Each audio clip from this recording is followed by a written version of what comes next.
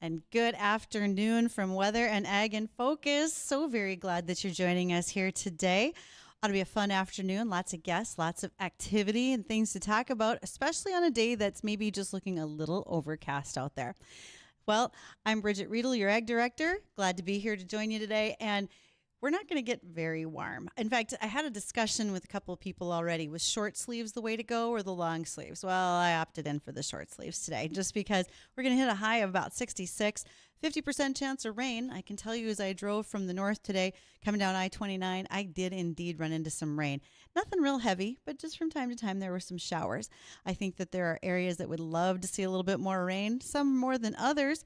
We'll see if they should arrive. But we are happy to see that rainfall wherever it might land, and hopefully there's a little bit more of it.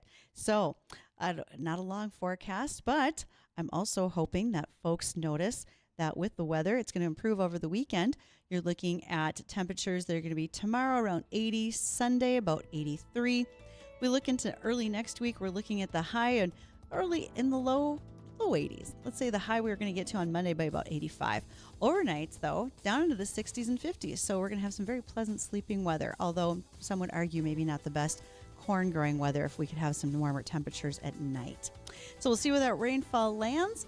Keep an eye on the clouds. And if you have any weather reports that you care to share, you can do that by reaching us on the JLA Insurance phone line, 701-293-9000.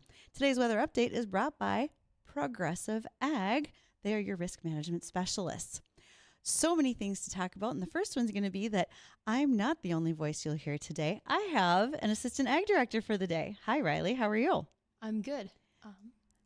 Get nice and close to your mic. Oh, yep. Hello, everybody. My name is Riley Rickford. I come from Barnesville, Minnesota. I live and work on my parents' cattle operation, the Rickford Ranch, where we have several head of Angus Hereford cattle.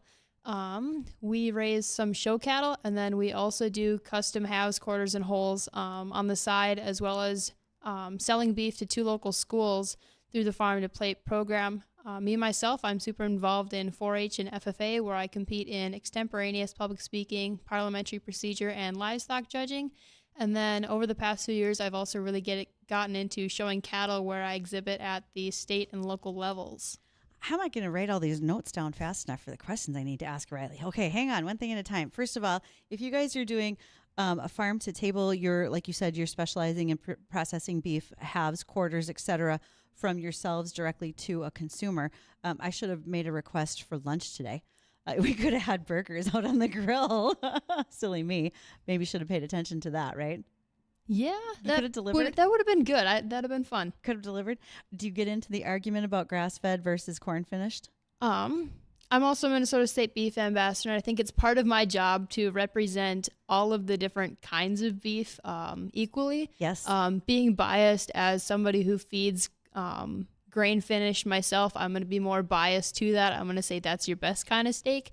But at the end of the day, it's my responsibility and my duty to represent everybody fairly, and I think that's what I need to try and focus on. So yes and no. Okay, I think that's absolutely the truth. Folks are going to have that argument all the time. Which one's better? Frankly, pick the one you like and eat beef.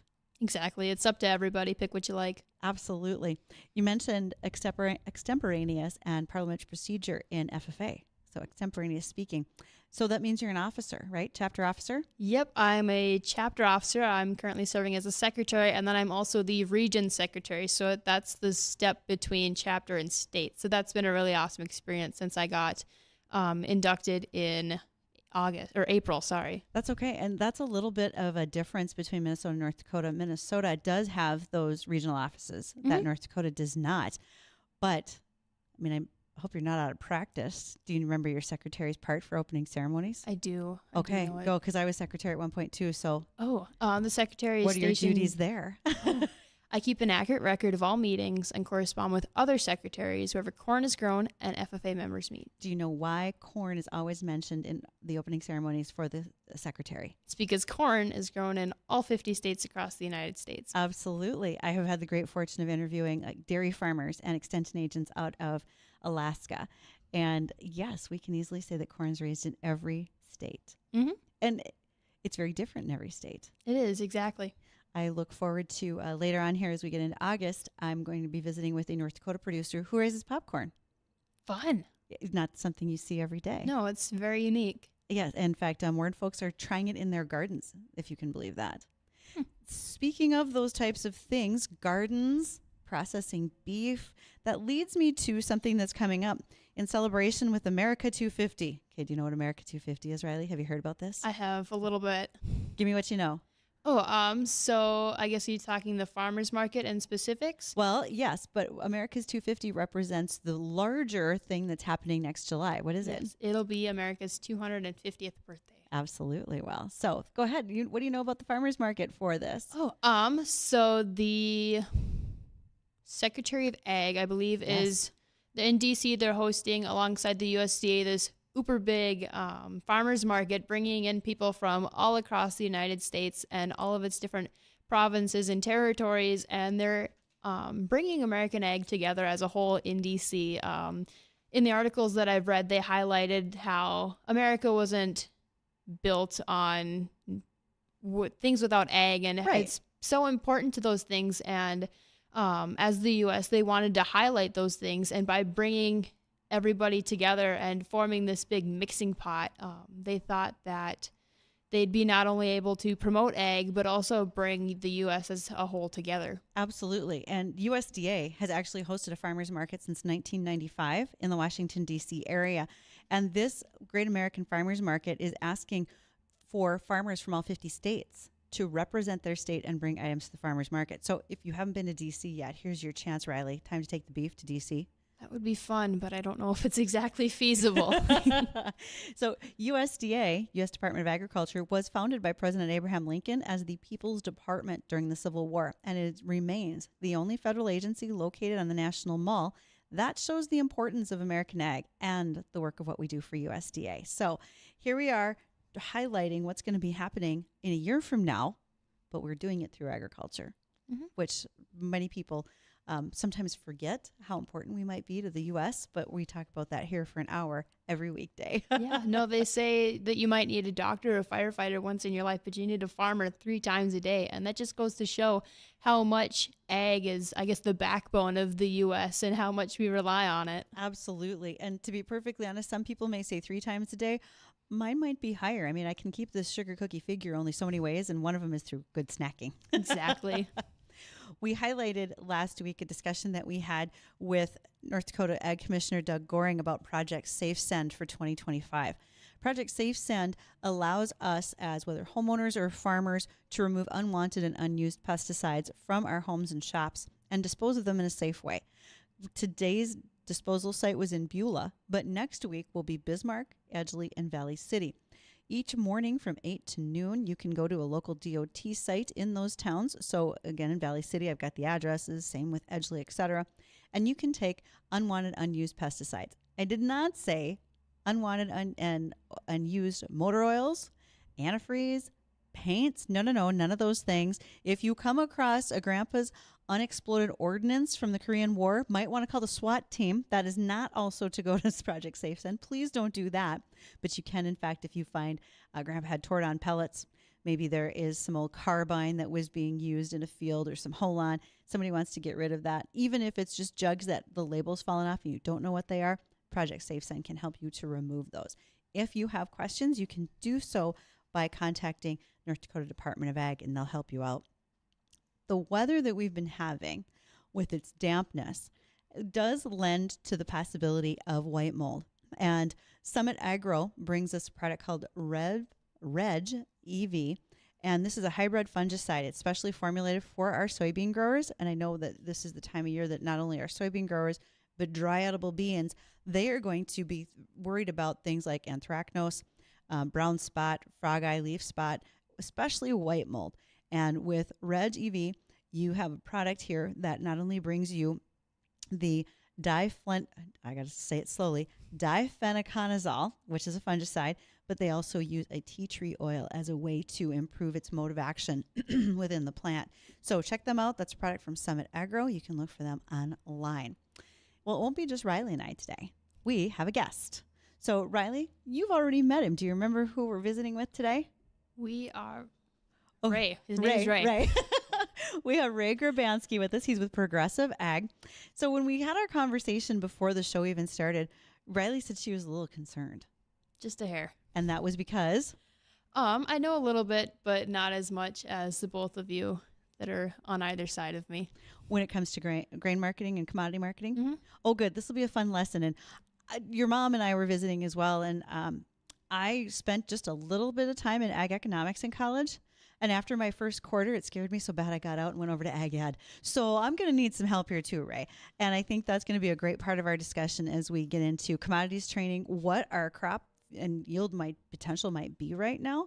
I think there's some real variability in the fields. And we're going to visit about that after we have a break with the American Ag Network. We're going to get caught up on livestock markets and return right after that.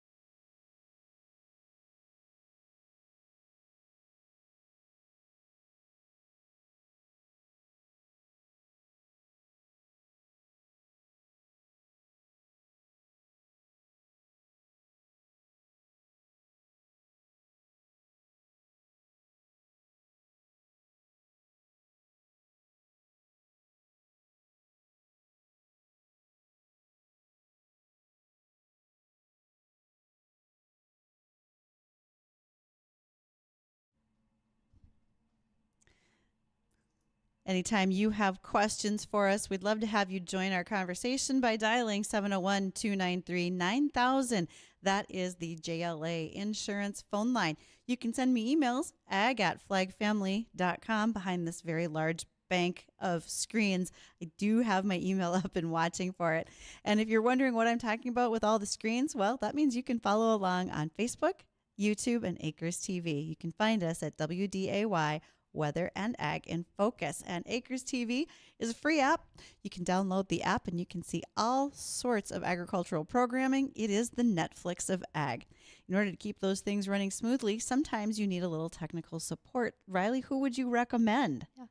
Technology is supposed to help you help your farm or ranch run smoother, not cause you stress.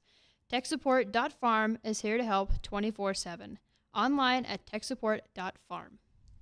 So today, bringing our guest in with Ray Grabanski with Progressive Ag, we were afraid, what happens if we're talking about something and we don't know what the term is or we don't understand the concept? How are we going to remember to keep us all on track? So I gave Riley a plan. What are we going to do?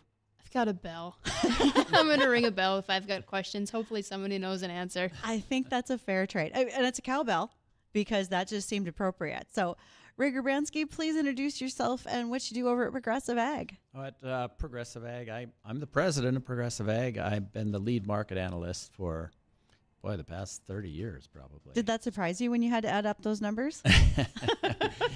Probably, yeah. Anyway, I think we've done very well over the past couple decades, and so we really enjoy looking at the markets in depth, finding out. We have to look at it from a national and even world scale. Corn, soybeans, and wheat are the main markets. That's probably 70% of the planted acres in the United States, and then many other markets are priced off of that. So, as an analyst, and you've been watching this for many years, what's jumped out at you so far in 2025 in any of the trends that you've looked at? 2025, started off, we had early planting. Normally that leads to higher yields. Right. But then the crop condition was not very good to start. It was too wet, it was too cold, and things were delayed. We had to do a lot of replanting because we had 90-degree plus 95-degree heat in North Dakota for 3 days with 45-mile-an-hour winds. That was not good. No. That actually probably hurt the spring wheat crop a fair amount. So I think it was up and probably hurt some tillering. Spring wheat crop right now is rated well below normal. Which, okay, I'll be honest with you. I have been out in the field just Tuesday. I was in a wheat field south of Gardner. Okay, not as representative because I was certainly in that one that is being raised for seed production. So it's probably getting a little bit more kindness than others. Mm-hmm. I feel like wheat looks better than a lot of the soybeans out there, though. I think the wheat in the eastern part of the state does look pretty good. Mm-hmm. And some of the guys in the office were joking, all three fields in the eastern, because we've become mostly corn and soybeans here and in Minnesota.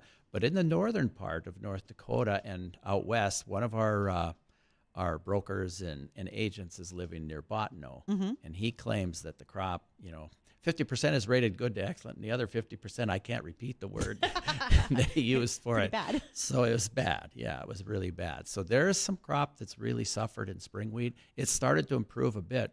Corn and soybeans started the same. Right. But the corn and soybeans are raised, central and south. Yes. So typically, on a typical year, we are short of heat here in the northernmost part of corn and soybean country. But in the southern part, Delta and southern Illinois, Missouri, Boot Heel, that type of thing, sometimes it's too hot. Kansas. And so they get hurt. Their crop gets hurt a lot by too hot. Okay, I tell you what, I've got a farming buddy in northern Arkansas. He has said that their crop, particularly when it comes to soybeans right now, has just been awful this year. They didn't have very good planting conditions. There's a lot of preventive plant. And just looking at his overall soybeans, his concern is that crop is going to be poor enough that there will be some farmers who really don't gain any profit out of it this year and could face some financial concerns. Some flooding. I guess Texas had that flash flood that killed those young girls. But yeah, that could be close to there. There were areas that had flooding. The unusual thing, though, we were wondering if this crop was ever going to, they call it growing out of, if you wet early. Yep. And usually we get drier later and, it warms up and we dry out in July and August. but the crop did start to improve. Actually, the last 3 or 4 weeks, our yield model for corn and soybeans has gone up a fair amount. Thankfully. So, yeah, but the thing that's unusual, I think on Monday we hit our highest yield estimate of the year for corn at 190 bushel an acre nationally. Really? That would shatter the previous record by 10 bushels. Really? By a lot. And so we jumped like 7 or 8 bushel in the last 3 weeks. And so we're thinking, wow, this is the first year that, at least here in mid-July, if it continues to expand like that, we could have a 200 bushel crop. And every 10 years or so, we shatter previous records by a lot.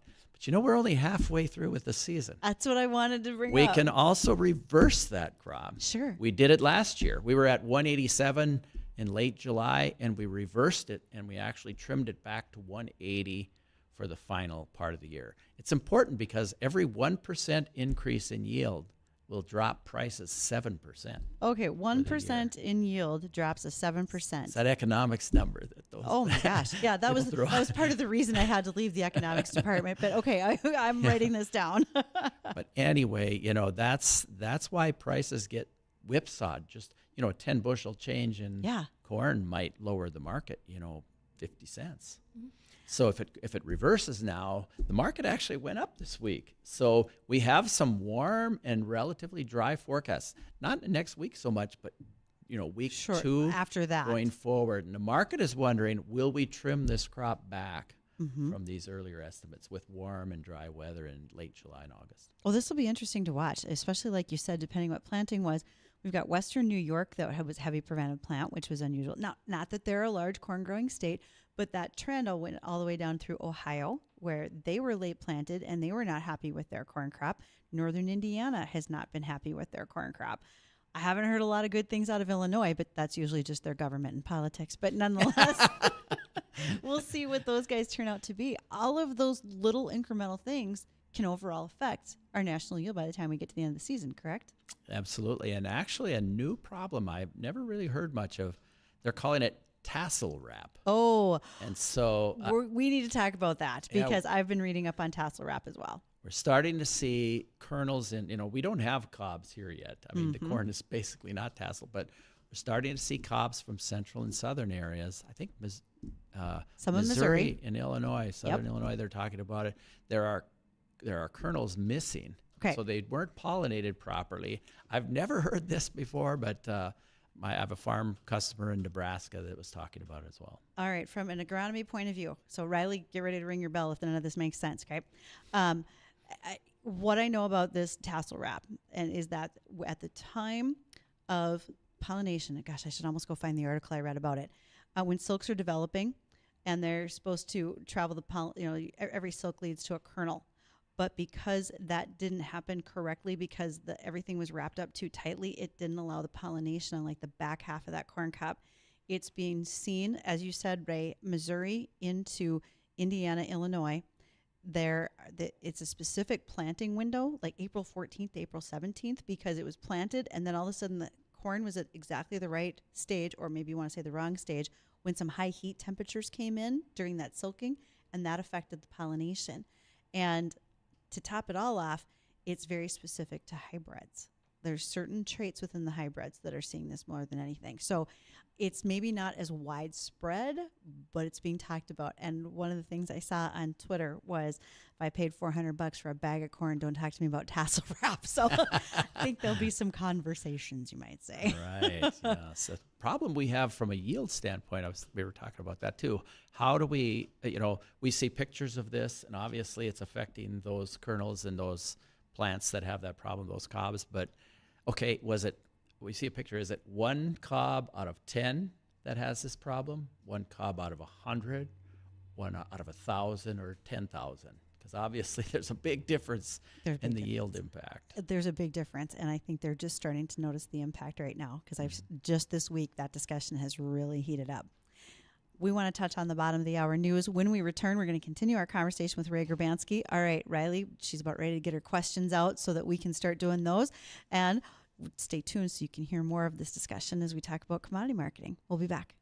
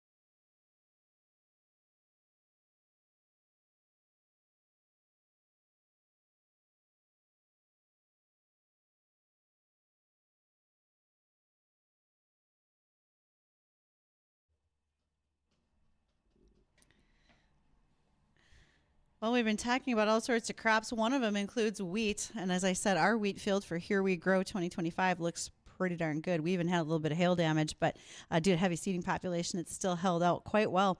That's a project where we are custom farming 20 acres of wheat, and we're paying attention to it so that we can do videos for you to show what it's like to raise a wheat crop in 2025.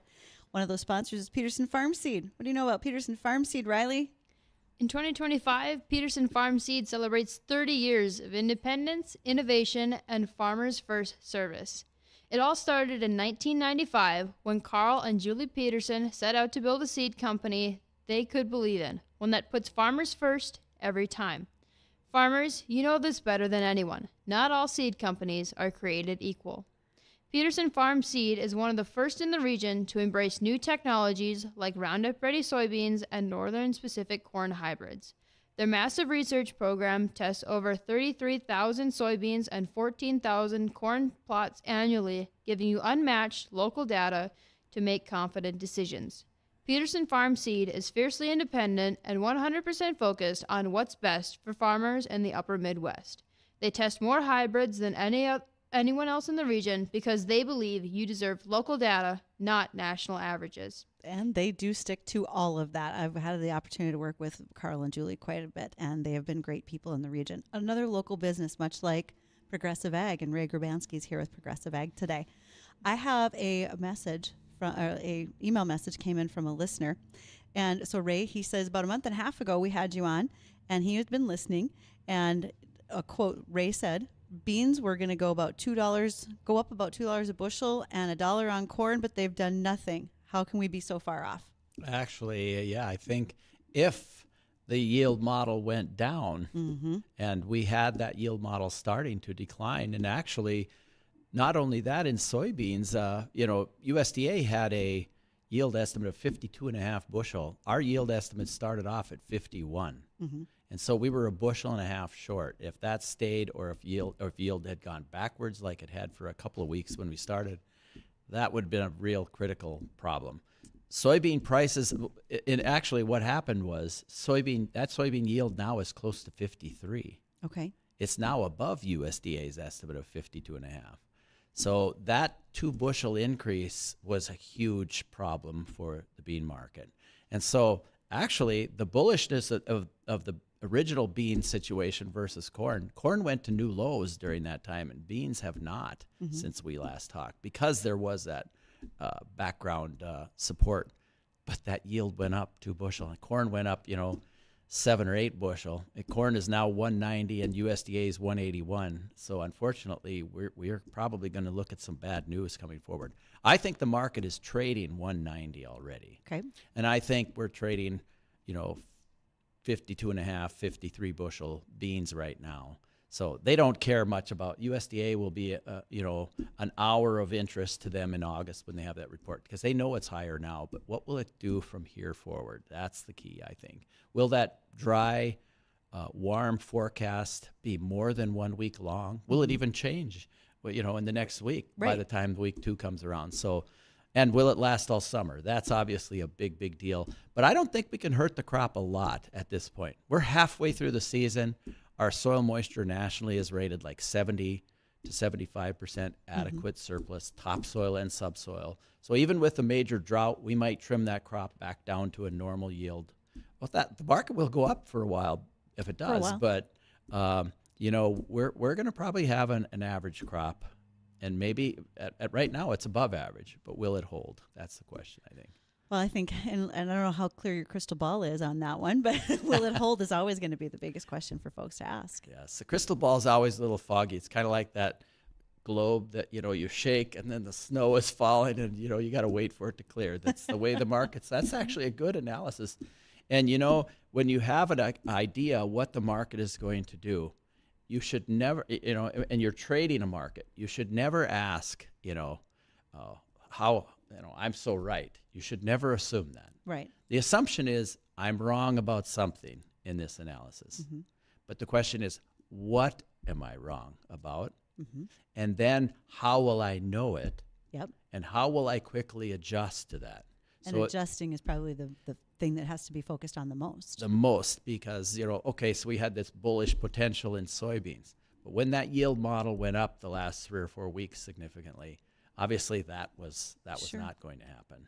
And so that's the important thing in marketing, is to make those adjustments. Of course, you have to make money on that 20 acres of wheat. I don't think we're going to make money unless the market goes up at some point. But I love to raise wheat, but I feel like my 20 acres of wheat this year is very much an educational program than it is a profit a lot of farmers margin. probably feel that way too. All 3 fields in the east side of North Dakota, right? those right there. So, Riley, as someone who's young and looking at all these things that we talk about in ag, what are your questions for Ray about, like, how do you get started? So I guess, why did you pick to become a commodity trader? What kind of led you to that career pathway? It's very interesting. I worked in extension for a couple of years out of college. I got my master's degree in economics. So after a couple of years, and I decided I wanted to work with commercial farmers, so I spent $1,000 on advertising for marketing services and $1,000 advertising for, I think it was tax preparation and accounting.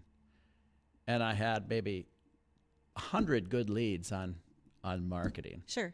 And I had 1 bad lead on tax preparation. So it was pretty clear what there was a greater need for. And so sometimes you start a business and you think it's going to go this way, and you have to respond to what is actually available. So I suppose in the job market, that's true too. Yeah. I think very. Yeah. All right. So, Riley, if you were going to start commodity trading, where do you think you should start? I mean, my first idea is I call Ray. But yeah, that's probably the best idea. I don't know where I'd start. So what should she do, Ray, if she decides that she wants to get involved? I've had there are a few people in the industry now that worked for me first, and I think that's a good place to start. Find a good place that they have a good foundation. They teach honesty and loyalty, and you have character and integrity. All those things have to be there. And in order to have any kind of a service, especially with farmers, they're about as pure and wonderful people to work with, as long as you don't screw something up. And if you do, you admit it. Right. And I think I always tell my employees when they start, farmers are great people, but they always like to know who you are, so that if a problem occurs, they could get their hands around your neck and solve that problem. And so you have to remember that when you're working, especially in commodities. We don't know exactly what the market's going to do, but you have to have some insight and have some idea, and some methodology that you're using to help do a good job. And you have to be honest with people. Mm-hmm. And it's not just commodity markets. You trade cattle as well, right? Trade cattle. Actually, we're like registered with the CFTC, the Commodity Futures and Trading Commission, and and National Futures Association does their licensing. So you're licensed nationally to trade any futures market. So you can trade stock S&P 500 futures. You can trade gold, silver, commodities of precious metals, livestock, all the types of meat. You can trade the grains, including canola, which is a Canadian market. So you can trade anything that's traded on a futures market, but most of the time, 90% of our trade is in agriculture. Yeah, so you deal with puts, calls, and hedge accounts, or do you do something a little bit different? Yeah, correct. We have an insurance agency, Progressive Ag Systems, and then we have a market advisory firm, Progressive Ag Market Line, and we have a Progressive Ag Marketing, which is futures trading and a commodity brokerage. So each of those are separate businesses for a couple of different reasons. We have different owners and investors, but it's interesting. I think you do have to specialize, and my goal is to try and be a little bit better than everybody else. Find something that you're a little bit better than everybody else at, and then do it over and over and over again. You can add a lot of value to someone. So that would be the advice I would give you. Yeah. So and there's a need for. Did you start all 3 of those businesses? No, we did start all 3, but not at the same time. Not at the same time. So as we, 5 years go by and you see a need in a different area, we actually expanded the crop insurance side because marketing and crop insurance became related. They almost needed to be fit together into a comprehensive risk management program because crop insurance started to provide price insurance. And now we can get up to 95% price and yield or revenue insurance. So that price component was something that started to infringe on our marketing firm. So I felt that there was a need to do a better job integrating that. And I think many agents, the best agents in the crop insurance world in the country are doing that. And glad to see that, again, you see that need of how those things fit together and what they can do. Ray, thanks for coming in today. Appreciate the time. My pleasure. Excellent. All right, Riley, we've still got a few more things to talk about, so nobody go anywhere. We want to do that when we return. We'll be right back.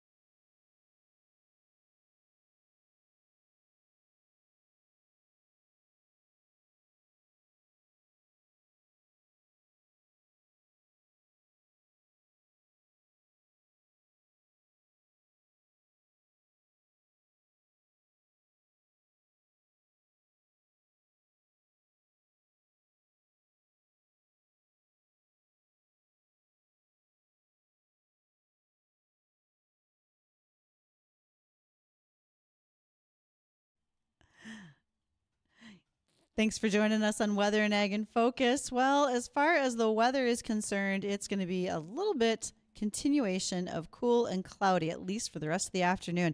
50% chance of showers with a high of only 66. We've probably reached it, and that's where we're going to hold for the time being. Overnight low is about 59. Tomorrow, we're going to inch closer to 80. Sunday, even about 83. For the next few days, our nighttime lows are going to be in those 60s, maybe even dropping into the upper 50s. And even though we can say that's not great corn growing weather, it's nice sleeping weather. So you got to take the good with the bad. And at this point, we'll probably see showers early on in the week, Monday, Tuesday, and then later on next week as well. There's another chance. So we'll keep an eye on what those rain clouds bring us in case we have to worry about white mold and so much more. So sometimes I get accused of talking fast. I can probably do about 300 words a minute with gusts to 350, but I'm not nearly as good as auctioneers. And there's a top auctioneer that's just happened as well. Yeah. So the top auctioneers were just in Dunlap, Iowa, competing for the World Auctioneers Championships. There was, I believe, 31 auctioneers that sold almost 7,000 head of cattle in order to crown the king of auctioneering. In the end, Dean Edge from Alberta won the contest. So how long has he been competing? Do we know, or when did he go through auctioneer school? He went to auctioneer school in 1999, and this was his 9th competition. So it's not a slam dunk. You need a little while to get it practiced up. Exactly. Practice makes better. Not quite perfect, because nobody is, but better. So have you ever thought, I should really learn the auctioneer chant? I haven't. Neither have I. It's never really been a good idea for me. Probably not. You never know where this may take you, though, right? I mean, the more time you spend, especially with cattle, what if you wind up learning to auctioneer? Maybe you can start doing premium shows for 4-H and so forth. Maybe. See? Look at that. Another skill package that you never thought you'd have. Exactly. Like this thing. Yeah. So Riley and I met a year ago when Bell Bank had their Ag Insights or Ag Views conference here in Fargo, which is on Monday. So we'll see each other on Monday again. Yep. By the way, where is that? Is that the Marriott or the Holiday Inn? Do we know? The where? The Hilton Garden Inn? Oh, thank God someone knows, because I wouldn't know until I had to drive here on Monday. I'd be like, oh, man, where are we going? So, yes, and I like how Bell Bank does this. They bring in Professor Emeritus David Cole from Virginia Tech, and the discussion that they have really focuses on not just what's happening locally as far as agriculture, but we look at a global and a global scale, right? Mm-hmm. And so do you remember some of the things we talked about last year, some of the areas that were surprising maybe? I don't remember a thing from last year, so I'll be honest. You're going to take way better notes on Monday, I bet. Probably. But, we talked about transportation, what oil, how that can affect us agriculturally, what we can see with certain countries and their socioeconomics. So I think there's going to be a lot to learn as we go through Monday's conversation with Bell Bank. And that is free to attend for folks who want to go. You just need to make sure that you register and give them a call over at Bell Bank if you want to be involved, because it is actually a good learning moment. Was last year your first year that you got, Riley? Yep. My mom said, hey, we're going to go to this. And I was like, okay. She does that to you a lot. She did. She did yesterday, too.